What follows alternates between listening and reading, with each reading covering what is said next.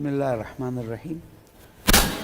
جہاں موضوع رکھیں والدین کی عزت اور احترام، وہاں پر ہم موضوع رکھیں بچوں کی تربیت اور ان کا احترام، تاکہ بیلنس کے ساتھ چلیں. ہم ایک طرف کی چیز کو اٹھا لیتے ہیں، دوسری طرف کی چیز ہم سے مس ہو جاتی ہے.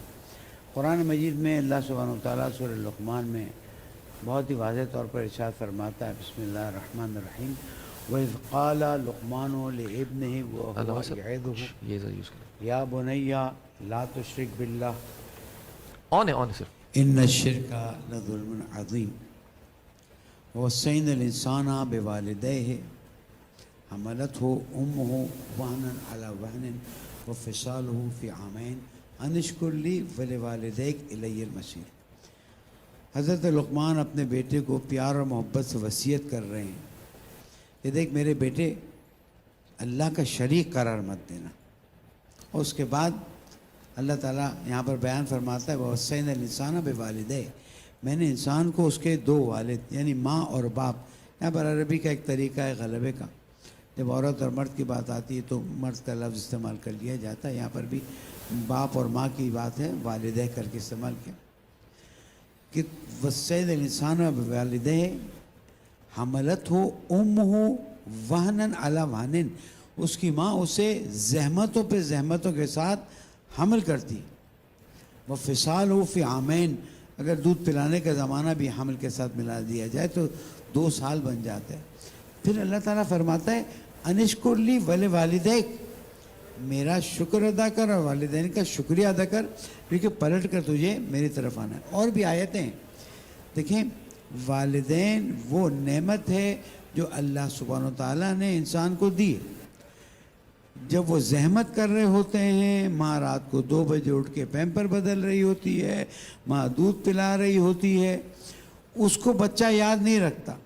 لیکن اگر ماں سے کوئی بچپنے میں غلطی ہو گئی ہے، ماں سے شاید ماں کو ایکسپیرینس نہیں تھا، ماں نے انٹینشنلی ایسا نہیں کیا، اب بڑے ہو کے بار بار اس کو طعنہ دینا، بڑے ہو کے بار بار اسے ذلیل کرنا، یہ قرآن مجید کے حکم کے خلاف ہے.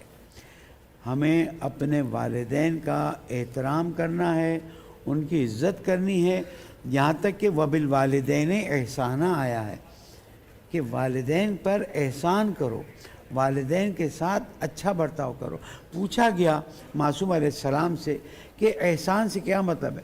کہا ایک ہوتا ہے والدین کی اطاعت کہ وہ کچھ چاہ رہے ہیں اور آپ وہ کریں، ایک یہ کہ ان کی خواہش ہو، ان کے کہے بغیر آپ اس کام کو انجام دے دیں. والدین کا احترام کریں گے، آپ کی زندگی پرسکون ہوگی.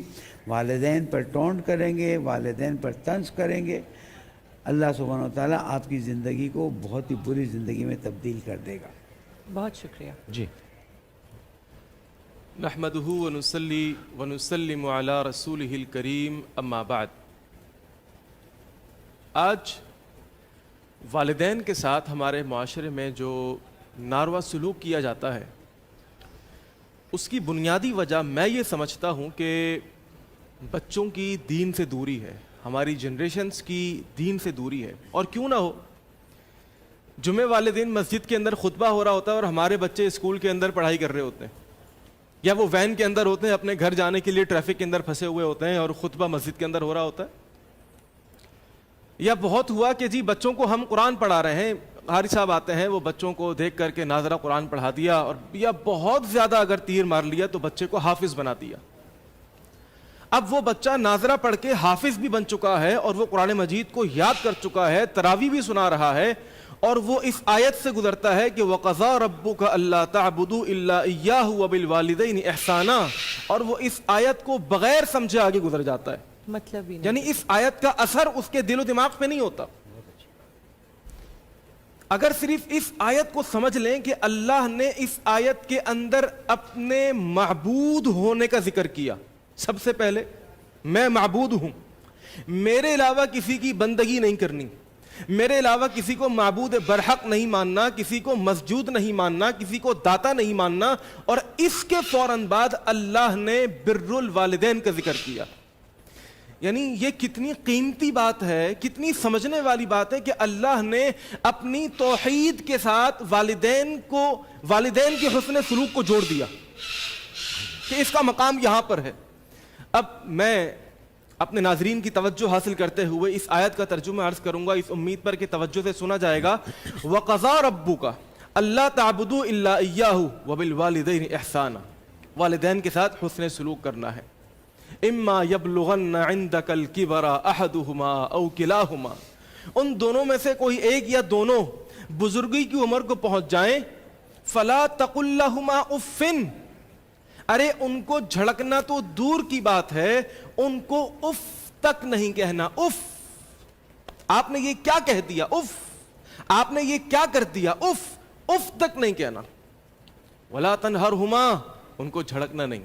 آپ کو نہیں پتا, میں کر لوں گا, میں دیکھ لوں گا. آپ نہ بولے میرے معاملے کے اندر, آپ میرے معاملات کے اندر نہیں پڑا کریں, میں جانوں میرے کام جانیں. ولا تنہرہما, اپنے والدین کو جھڑکو مت. وَقُلْ لَهُمَا قَوْلًا كَرِيمًا, بات کرو تو ان کو عزت دیتے ہوئے بات کرو, ان کو یہ محسوس ہو کہ میرا بیٹا مجھ سے بات کر رہا ہے تو مجھے عزت دیتے ہوئے بات کر رہا ہے. وَخْفِضْ لَهُمَا جَنَاحَ الذُّلِّ, جناح کہتے ہیں پر کو, اپنے بازوؤں کو جھکا لو ان کے آگے. جب ان کے سامنے جا کے بیٹھو, ان کے سامنے جا کر کھڑے ہو تو اپنے بازوؤں کو جھکا لو. میں ایک مثال دے کے سمجھاؤں گا. جب کوئی پرندہ ہوتا ہے نا, جس کے پر ہوتے ہیں, جب وہ اوپر کی طرف جاتا ہے تو اپنے پروں کو کھولتا ہے تو وہ اوپر کی طرف جاتا ہے, اور جب اس نے نیچے کی طرف آنا ہوتا ہے تو وہ اپنے پروں کو سمیٹ لیتا ہے, وہ بڑی عاجزی کے ساتھ نیچے کی طرف آتا ہے. تو شریعت کہتی ہے جب اپنے باپ کے سامنے کھڑے ہو, اپنی ماں کے سامنے کھڑے ہو, تو اپنے پروں کو, اپنے بازوؤں کو جھکا لو. عاجزی اور انکساری ہونی چاہیے, سبحان اللہ, عاجزی اور انکساری ہونی چاہیے.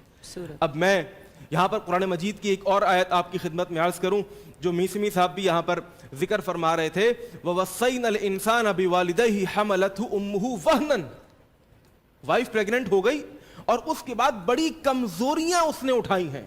ابھی کیلشیم کی کمی ہو رہی ہے, ابھی آئرن کی کمی ہو رہی ہے, ابھی اس کے بال گر رہے ہیں, ابھی اس کی آنکھیں اندر دھس رہی ہیں, ابھی اس کے اندر مزید ویکنس آ رہی ہے, اور اسی ویکنس کے ساتھ وہ کھانا بھی بنا رہی ہے, وہ روٹیاں بھی پکا رہی ہے, وہ جھاڑو بھی دے رہی ہے, وہ برتن بھی دھو رہی ہے, وہ کپڑے بھی دھو رہی ہے.